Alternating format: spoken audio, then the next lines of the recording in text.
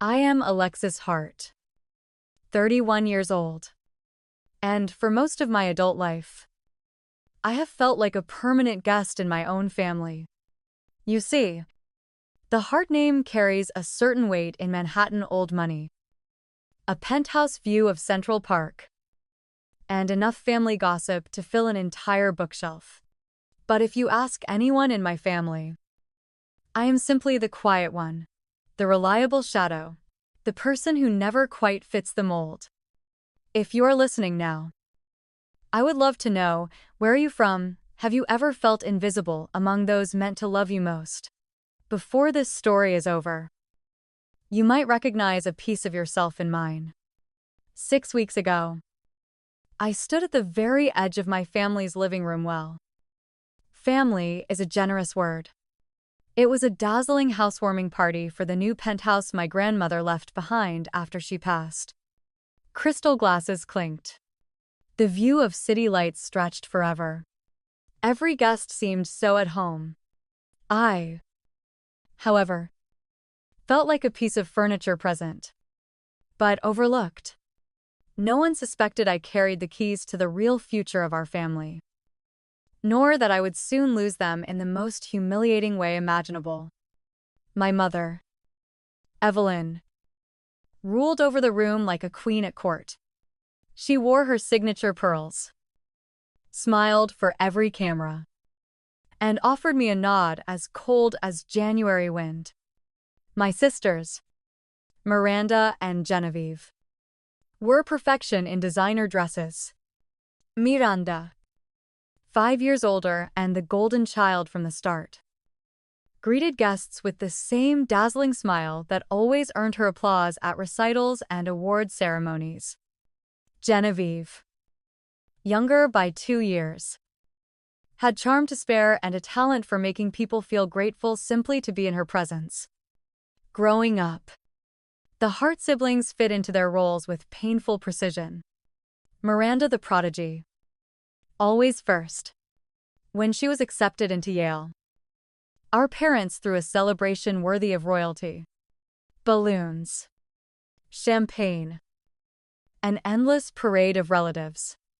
When I earned a scholarship to Columbia, the congratulations were measured.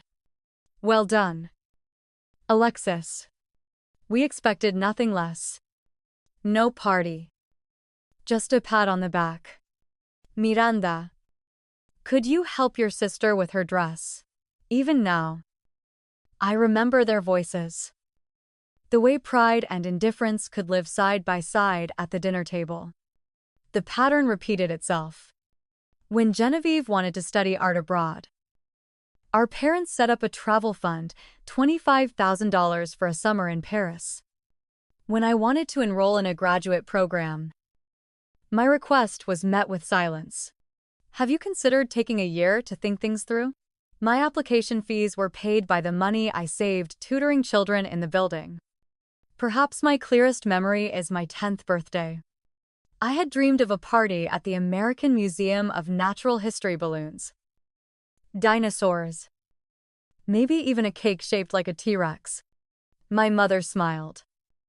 Of course, darling. We'll make it special. On the morning of my birthday, however, Miranda had a fencing tournament finals for the state championship. We'll reschedule, sweetheart. My mother promised. Miranda's worked so hard. The party never happened. I received a small book of poems. No singing, no cake. Miranda won silver. And the family celebrated for a week. Yet, despite the coldness, I kept giving. When Miranda's brownstone needed repairs last winter, I quietly sent $15,000 to her contractor signed from an anonymous friend. When Genevieve struggled to cover her rent during an off year, I paid her landlord directly, pretending the payment was from a school arts grant. When my mother was diagnosed with breast cancer, the hospital bills reached nearly $90,000. I paid every cent. using my modest savings and a second job I picked up on weekends. They never asked where the money came from. They never thanked me either. Still, I clung to hope that someday they would see me. Not just the shadow in the room. As the housewarming party unfolded, I thought of all the ways I had tried to earn a place in their hearts. I greeted guests. I smiled for the cameras. I even poured champagne when the waitstaff got overwhelmed. Little did I know, that night would mark the end of whatever family I thought I had. Midway through the party, Miranda tapped her glass, drawing everyone's attention. "We have an announcement," she said, grinning. Evelyn moved to her side. My heart began to race. After careful review, our family has decided to update the terms of the Hart Family Trust. There it was. The lawyer stepped forward, briefcase in hand. I watched as papers were presented, pages I had never seen, covered in legalese. "We just need your signature, Alexis," Miranda said sweetly, sliding the folder toward me. "It's a simple confirmation, you understand." I glanced at Evelyn. Her lips curled into a faint smile. "Sign it, Alexis. It's what's best for the family." What I didn't know was, by signing, I was surrendering every right to the penthouse. The family trust, $26 million in assets, and the last piece of my grandmother I had left. If you have ever felt like the reliable one nobody appreciates, you will understand what happened next. But if you think betrayal can't touch you at your own dinner table, think again. I had no idea the next signature would erase my entire future. After that night, nothing was ever the same. You'd think the worst part of betrayal would be the moment itself, the pen in your hand. The murmurs of expectation.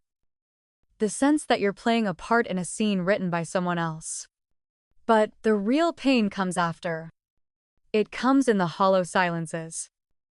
The echoes of laughter that no longer belong to you. And the slow, creeping realization that the place you called home has become a stage for your humiliation. I returned to the penthouse 2 days later, suitcase in hand, expecting to find at least some remnant of belonging. Instead, I was met at the door by Miranda and Genevieve, their faces arranged in matching masks of pity and disdain. "You don't need to come inside, Alexis," Miranda said, voice dripping with false concern. "We've packed your things, just the essentials. The rest will be delivered once you have a permanent address." Genevieve handed me a small suitcase, the kind you might take for a weekend getaway, not the sum total of a life spent in one place. My mother appeared in the hallway, her eyes cold. "This is not your home anymore. You're here because we allowed it. Don't forget that." She looked me up and down, as if I were a stranger caught trespassing. "People like you don't belong in penthouses. Enjoy the catering, that's the only thing with your name on it." The words landed sharper than a slap. No one intervened. The doorman, who used to greet me by name, averted his eyes. The neighbors I'd grown up with simply hurried past, unwilling to witness the spectacle. I stepped into the elevator alone, heart pounding so hard I thought it might echo off the marble walls. On the sidewalk, the city seemed to swallow me whole. The weight of my own insignificance pressed down. New York is a place that thrives on reinvention. But in that moment, I felt erased. The suitcase in my hand felt heavier with every block. I checked my phone for messages, nothing from family. Just a few texts from old friends saying, "Heard what happened. Are you all right?"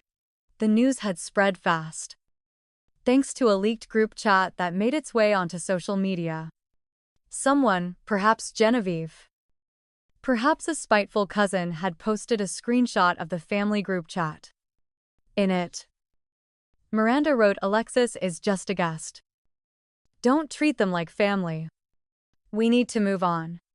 The post went viral within hours. Suddenly, people I barely knew were commenting, offering pity or, worse, joining in the mockery. I became a trending topic for all the wrong reasons. Overnight, invitation dried up. Business partners grew distant. Even the barista at my favorite coffee shop, who once remembered my name, now served me with a stiff politeness that stung. In the city that never sleeps, I felt profoundly alone. I took a room at a modest hotel on the Lower East Side. The decor was faded, the mattress lumpy, but it was the only place I could afford on short notice. I stared at the ceiling for hours, replaying every word, every look, every moment where I could have fought back but didn't. The emails, the legal documents. How had I missed the warning signs? Night after night, I wandered the streets, aimless and invisible, haunted by the laughter still echoing from that final party. The public humiliation burned hotter than any private pain. Strangers now knew my name, but only as a cautionary tale. Desperation does strange things to a person. At my lowest, I wondered if perhaps they were right, if I was just a guest in my own life, destined to fade away quietly. But even in exile, a small part of me refused to surrender. It was the same stubborn core that had carried me through childhood disappointments, through college on scholarships, through nights working 2 jobs to pay hospital bills. I realized then, as I watched the lights of Manhattan flicker from my hotel window, that if I was going to reclaim anything, my name, my dignity, my sense of self, I'd have to start by believing I was worth the fight. A wise person once told me, rock bottom is a solid place to stand. I was about to find out just how true that could be. They say time heals all wounds. But whoever said that never faced betrayal at the hands of their own blood? My nights in that faded hotel room stretched long and lonely. The city outside carried on, indifferent to my pain. I woke up each morning with a single thought: how could I have been so blind? Still, pain has a way of sharpening the senses. I started paying closer attention, replaying every moment of the housewarming party, every odd glance, every unsigned page. One afternoon, as I gathered the courage to collect a few more boxes from the Penthouse storage, I ran into Maria, the housekeeper who had served our family for over 20 years. She had always been kind to me, sneaking me cookies after dinner or slipping a note of encouragement into my school bag when I was young. Today, her kindness took a different form. "Alexis," she whispered, glancing nervously down the hallway, "you didn't deserve any of this. I want to show you something." She led me to the service entrance and handed me a small USB drive. After the party, I checked the Ring camera, the one facing the back elevator. Something about Miranda's late-night visitor felt off. Her voice trembled. "You should watch it." I waited until I returned to the hotel. The old laptop I used for work was slow, but the video played eventually. There it was, clear as day. Miranda, in her silk pajamas, accepting a thick envelope from a courier just past midnight. She signed for it and immediately ducked into the library, a room that had been locked since grandmother's funeral. The next morning, I began to piece things together. I called an old college friend, Jordan, who now worked as an IT specialist for a private security firm. "Jordan, I need help recovering some deleted emails," I explained, my voice shaking but determined. "It's urgent, and it might be the only way to prove what happened to me." Jordan worked quickly and quietly, never asking too many questions. Within 2 days, he sent me a series of recovered emails from Miranda's personal account. My heart pounded as I read the subject lines. Draft, Heart Trust Amendments. Signature pages, urgent. Legal backdating instructions. One message caught my eye. It was sent just hours before the housewarming party. Make sure Alexis signs in person. We'll handle the rest. Document must be backdated to avoid challenge. My hands shook as I realized the gravity of what I had found. It wasn't just a family squabble. It was legal fraud. They had tricked me into signing away my rights with the help of a crooked lawyer and a forged document. The trust fund. The penthouse. The legacy my grandmother wanted me to have, all stolen with the stroke of a pen. I met Maria again. This time in a quiet cafe on the edge of Central Park. She brought her phone with a second video. Listen to this, she said. The recording played Miranda's voice. Cold and unmistakable. Once Alexis signs, she's finished. Mom wants her gone by morning. Make sure everything's ready. As the evidence mounted, something inside me changed. The humiliation faded, replaced by a slow-burning fury and a clear sense of purpose. I wasn't going to let my family erase me. Not this time. With Jordan's help, I compiled every shred of evidence: emails, video clips, even the courier's digital receipt. I contacted a reputable law firm that specialized in trust litigation and inheritance fraud. The attorney, Miss Carter, listened in silence as I laid out my case, her eyes narrowing in concentration. When I finished, she nodded once. You have enough here to turn the tables. Alexis, this isn't just a family matter anymore. This is a crime.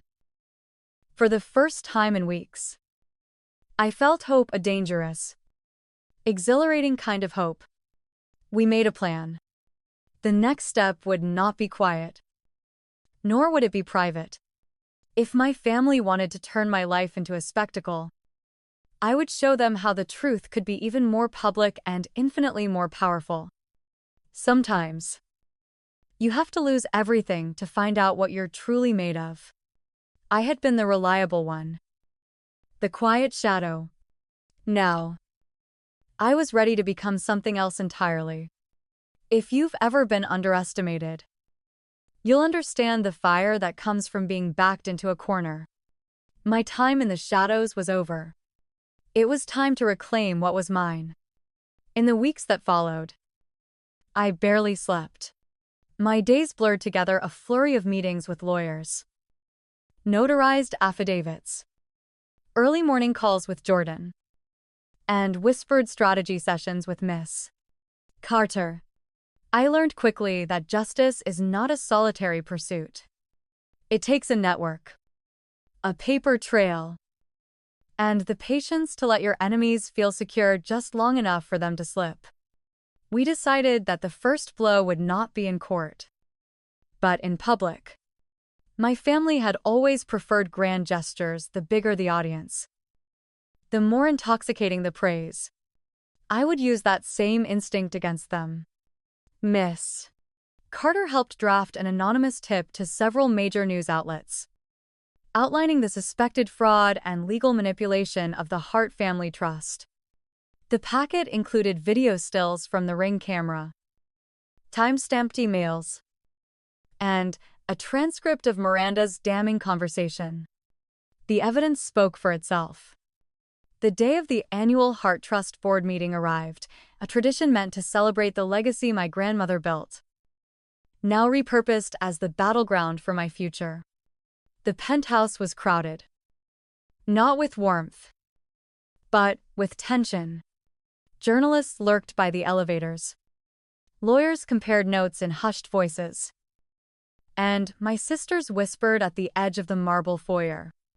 As I entered the room, I felt every pair of eyes turn my way. For once, I did not shrink from the attention. Miss Carter walked beside me. Her presence, a silent promise. I wore a simple suit. My hair pulled back. Nothing extravagant, just a quiet confidence. Evelyn, my mother, raised her glass and addressed the gathering.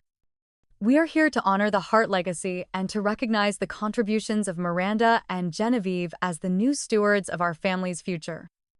I stood quietly, hands folded. As Miranda took her turn at the microphone, she smiled. All honey and steel. Thank you all for coming. We are thrilled to continue grandmother's vision responsibly and in the best interest of the family. At that moment, Miss Carter signaled the audiovisual technician. The room's monitors flickered to life. First, a video of Miranda in her silk pajamas, accepting the midnight delivery. The silence was immediate and absolute. Then, the emails her correspondence with the lawyer about backdating and signatures. Finally, the audio, Miranda's voice. Crisp and unrepentant. Once Alexis signs, she's finished. Mom wants her gone by morning. Make sure everything's ready. The gasps came like a wave. The air turned electric. Some faces drained of color. Others burned red with shock or anger. Evelyn stepped forward, her composure wavering. This is nonsense. Alexis, how dare you bring private family matters into public view? I met her gaze. Unflinching. This was never just a private matter. Mother, you used my trust, my love for this family to steal what was meant to honor grandmother's memory. Today, the truth belongs to everyone. Reporters' cameras flashed. Some of the board members stood up, voices rising in confusion and outrage. Genevieve tried to calm the room, but her words fell flat. Miranda, so often the star, stared at the screen as if seeing herself for the first time, small, cornered, and entirely exposed. Miss Carter raised her voice. Reading aloud from the evidence packet, the Hart Trust was altered without consent.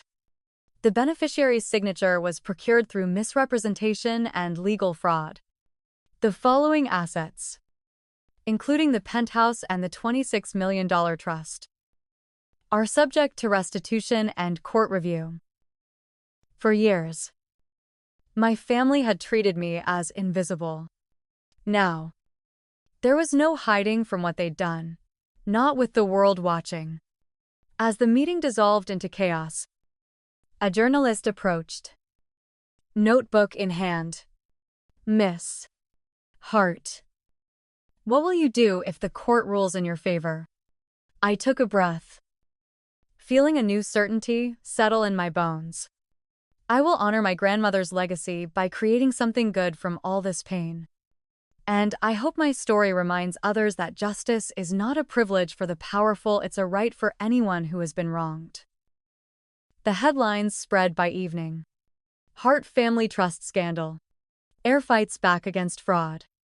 For the first time in my life, the world saw me, not as a guest, but as the rightful heir and the survivor of a betrayal so public that even my family could not rewrite it.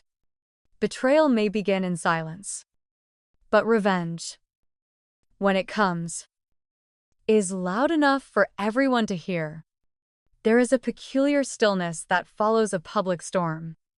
The morning after the boardroom battle, I awoke to a city that had shifted emails from reporters, voicemails from estranged relatives, and a news ticker that looped my name with words like scandal, courage, and justice. I sipped my coffee at the hotel window, watching as autumn leaves chased each other across the concrete. For the first time in weeks, my reflection stared back at me with something like hope. The legal proceedings began in earnest that very week. Miss Carter, tireless and relentless, orchestrated every move as if she'd been preparing her whole life for this case. She coached me for depositions, arranged sworn statements from Maria and the courier, and secured expert witnesses to verify the tampered documents. The evidence spoke louder than any speech I could give. The video from the Ring camera, the backdated emails, the audio clip of Miranda's confession, all of it painted a picture so clear. Even the most seasoned defense attorney flinched. Miranda and Genevieve hired their own formidable lawyers, funded by the dwindling trust. But their arguments rang hollow in the sterile light of the courtroom. The judge, a sharp-eyed woman in her 60s, listened intently as each piece fell into place. The story was as old as time, a family divided by greed. The invisible child finally demanding to be seen. But this time, there were receipts. Evelyn, my mother, or the woman who once played that role, sat silent through most of the hearings. Her pearl necklace twisted between her fingers, her gaze fixed on a point somewhere far away. When she took the stand, her voice cracked only once. When asked if she believed her daughters had acted alone, "I thought we were protecting the family," she whispered, as if the words might absolve her. But the room remained unmoved. Public opinion shifted swiftly. The leaked group chat, the viral video of Evelyn's cold dismissal, and Miranda's chilling words, "Once Alexis signs, she's finished," sparked a social media firestorm. Commentators on morning shows dissected every detail. Some praised my perseverance. Others reveled in the fall of the perfect Hart family. But through it all, the tide was turning. Sympathy, long withheld, now trickled in from strangers, handwritten notes left at my hotel, messages from people who'd lost everything to family betrayals of their own. Each one fueled my resolve. On the day of the verdict, the courthouse overflowed with press and distant relatives hoping to glimpse the outcome. Miss Carter stood beside me, calm and poised. I wore the same simple suit from the board meeting. My grandmother's old watch clasped around my wrist, a small, stubborn tribute to the woman who'd loved me quietly. And, in the end, completely, the judge's ruling echoed in the hushed courtroom. The court finds that the power of attorney was obtained through misrepresentation and fraud. The Hart Family Trust is hereby restored to its original terms. All property, including the penthouse and all assets therein, shall be returned to Alexis Hart.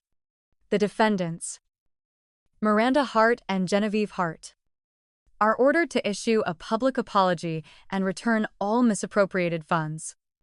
Evelyn Hart is to be removed as trustee, effective immediately. A hush fell. Miranda's face drained of color.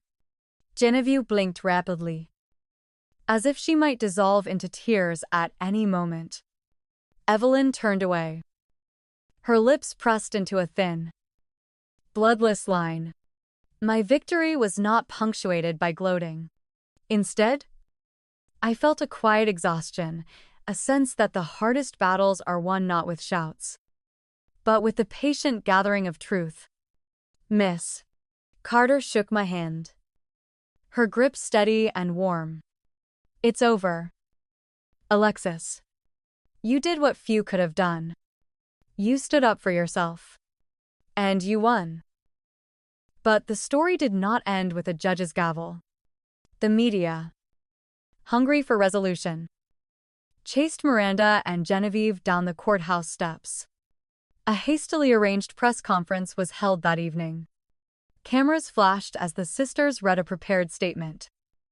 Voice trembling, eyes lowered. "We apologize to Alexis Hart for our actions and for the pain we have caused. We understand the importance of honesty. and we regret our choices. We hope to rebuild. One day. As a family. The words rang hollow. But they were spoken in public. And the world heard them. Evelyn did not speak to the press. She slipped away before sunset. Her legacy forever altered. I could have clung to the penthouse and the trust fund as weapons, a chance to wield the power I'd been denied. Instead, I made a different choice. One that felt right. At the first board meeting as rightful heir, I announced the creation of the Evelyn Grace Foundation, a charity named not after my mother, but my grandmother. Its mission to provide emergency shelter and legal aid to adults displaced by family betrayal and financial abuse. The board was stunned. But I saw tears in the eyes of the few relatives who remembered the old matriarch's quiet strength. The legal team transferred control of the $26 million trust and the Penthouse title into my name. The first check I signed, $1.5 million, went directly into the foundation's opening account. That gesture, more than any legal victory, felt like a true reclamation. Yet, justice is never simple. Miranda and Genevieve tried, in small ways, to reach out. Emails arrived tentative, cautious, asking if I might meet for coffee. Just to talk. Evelyn sent a single handwritten note. Hair cursive unsteady. I hope, in time, you can forgive us. Family is complicated. Alexis. I wish I had been better. I set the letters aside. Not out of bitterness, but out of a simple recognition that some doors must remain closed if you are ever to find peace. The days that followed were a blur of logistics, moving back into the penthouse, assembling a team for the foundation, speaking with survivors whose stories mirrored my own. The house felt different, lighter. Somehow, I filled the rooms with music and laughter, invited old friends for dinner, let Maria choose the colors for the guest suite she'd always wanted. And so, in the city that had once swallowed me whole, I found a new place for myself. My name was restored, my dignity reclaimed, and the legacy of kindness I'd inherited from my grandmother became my greatest inheritance of all. Justice, I learned, is not just the return of what is lost. It is the quiet rebuilding of what can never be stolen. A year has passed since the courtroom's echo faded and the last television segment dissected my family's fall from grace. The city has rolled on its rhythms, relentless, lights never dimming. Its heart somehow forgiving to those who learn how to endure. If you're listening now, perhaps you understand, real healing rarely arrives in a single cinematic moment. Instead, it unfolds slowly, like dawn breaking over the skyline, each day a little brighter than the last. 6 months after regaining the penthouse, I stood at the window as snow drifted over Central Park, coffee warming my hands. The rooms felt lived in. Finally mine. I repainted walls, long left gray, and brought in sunlight with fresh flowers and open blinds.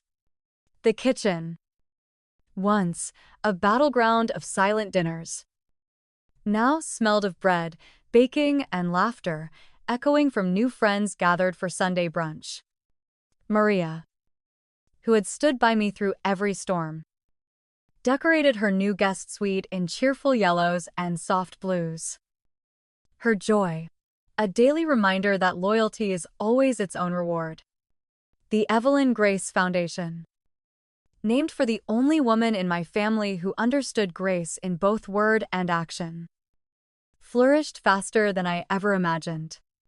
With the first $1.5 million, we renovated 2 brownstones on the Lower East Side into safe havens for adults many older than I who, like me, had lost everything to the quiet violence of betrayal. My board of directors was small at first: Maria, Jordan, and a lawyer from Miss Carter's team who'd once fought her own family in court. We held meetings around my kitchen table, planning outreach, reviewing grant applications, and sometimes simply sharing the burdens we carried. Within the year, we welcomed our 100th resident. Their stories were all different, yet heartbreakingly familiar: inheritance snatched by siblings, homes lost after a parent's death, bank accounts drained by trusted partners. Sometimes, they came to us with nothing but a garbage bag of clothes and the dim hope that somewhere, someone might still care. Each time, we offered more than shelter. We offered a promise that they would not be invisible again. Professionally, I found myself for the first time not just surviving, but thriving. Speaking invitations arrived from law schools, nonprofit groups, and radio stations interested in the woman who reclaimed her legacy. I accepted a few, always careful to speak of forgiveness and boundaries, of the necessity to recognize the family we choose as equal to the family we're born into. I spoke softly, as if telling an old friend a secret, never seeking applause but offering solidarity to anyone listening who still waited for their own dawn. Financially, the foundation prospered, gifts arriving not just from wealthy donors, but from ordinary people who saw themselves in our mission. With every grant, every volunteer, the work grew easier, lighter. For the first time in my life, I could say with certainty that my success was not measured by a balance sheet or an address on Fifth Avenue, but by the faces that smiled at me over coffee each morning. As for my family, the one I left behind, there were attempts at reconciliation. Awkward and tentative. Miranda wrote on Christmas, her email full of regrets and nostalgia. Genevieve called once, her voice so uncertain I almost didn't recognize it, apologizing for letting things go too far. Evelyn sent only silence. But I later learned she had moved to a quiet cottage upstate, living alone. Her name rarely spoken among the circles she once dominated. Sometimes, in the stillness before sleep, I wondered what forgiveness might look like, not for their sake, but for my own. A wise friend told me that holding on to pain is like carrying stones in your pocket. It weighs you down, but the world will not lighten for you. I found a peace in letting go, in wishing them well from a distance, in understanding that not every wound closes with an embrace. The truth is, I no longer needed them to see me. I had become visible to myself. My chosen family, meanwhile, grew in unexpected ways. Maria's children visited on weekends, bringing laughter and spilled juice into rooms that once echoed with quiet suffering. Jordan became a brother in every way that mattered. Survivors from the Foundation's first year came back as volunteers, helping others through the labyrinth I had barely escaped. We celebrated birthdays, mourned losses, marked anniversaries, not by blood, but by the bonds forged in adversity and kindness. I sometimes walk alone in Central Park, the city stretching out before me, my grandmother's watch still ticking on my wrist. I hear her voice, gentle, unwavering, reminding me that our worth is not determined by what others see, but by what we choose to become after everything has been taken away. If you have ever lost your place at the family table, if you have ever signed your name without knowing what you gave up, or found yourself the target of someone else's ambition, I hope my story brings you comfort. You are not invisible. You are not alone. Family isn't always blood. Sometimes, it's those who stand by you when everyone else leaves.